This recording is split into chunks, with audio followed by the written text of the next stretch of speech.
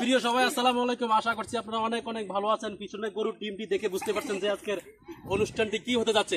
আওয়াজপুর Masterpara sporting club থেকে সবাইকে আবারও শুভেচ্ছা এবং স্বাগতম। ঈদের শেষে আজকে শুক্রবার 13/6/2025 সালে আজকে তারিখটি বললাম এই জন্য যে স্মরণীয় হিসেবে ভবিষ্যৎ থাকবে। আমাদের সাথে রয়েছেন প্রধান উদ্যোক্তা, আমি নামটা একটু পরে বলছি। দ্রুত নাম বলো। মোহাম্মদ রাব্বি। তো নাম বলো।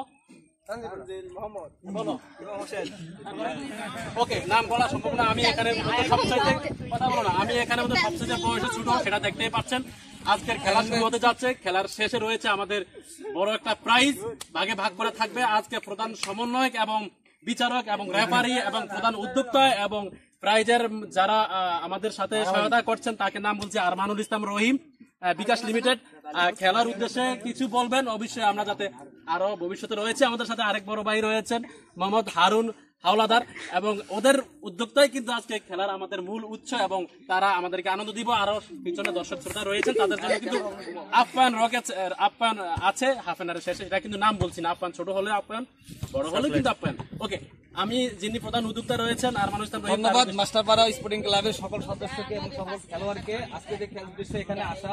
সবাই ফুটবল খেলার উদ্দেশ্যে, কেউ খেলার ভিতরে উদ্দেশ্যে। যেহেতু আমি খেলা পরিচালনা করবো, আমি অতটা এক্সপিরিয়েন্স আমার নাই, অতটা বিজ্ঞ নাই। হারুন ভাই থাকবে পাশাপাশি, দুজন মিলে করবো। তোমরা খেলার ভিতরে যে সিদ্ধান্ত দেই ওইটা মাইনা নিবা। কেউ পাউল, কোন রকমের উল্টাপাল্লা খারাপ আচরণ, খারাপ এগুলো কিছু করবা না।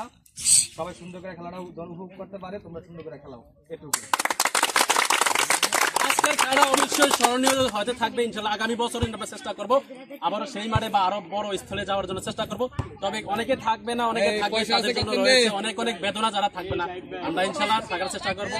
আমরা নেক্সট ভিডিওতে কারা জয়ী থাকবে এবং কারা হারবে, সরি আমি তোলে কারা থাকবে কারা বিজয় হবে তখন কিন্তু উল্লেখ করা হবে। সবাই ভালো থাকবেন, আমাদের চোখ রাখুন আমাদের মাস্টারপাড়া স্পোর্টিং ক্লাবের। শত শত দর্শককে কাঁদিয়ে অবশেষে আমরা বিজয়ী নাকি? বিজয় না সমান সমান গোল হয়েছে। এখন আমাদের রেফারি সঠিক সিদ্ধান্ত দিয়েছে, 2 বার লস টাইম দেওয়ার পরেও কিন্তু আমরা বিজয়ী নাকি?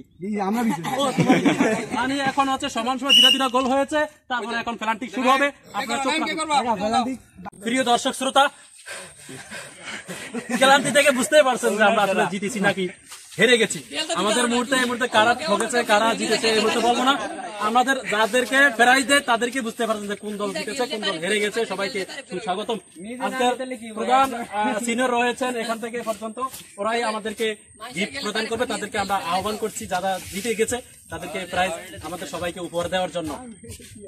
প্রিয় দর্শক, সর্বপ্রথম আমরা তো বিজয়ী দলের ক্যাপ্টেনকে গিফট দেওয়ার জন্য অনুরোধ করছি আমাদের শ্রদ্ধেয় চাচা জনাব নুরে আলম পাটারি সাহেবকে।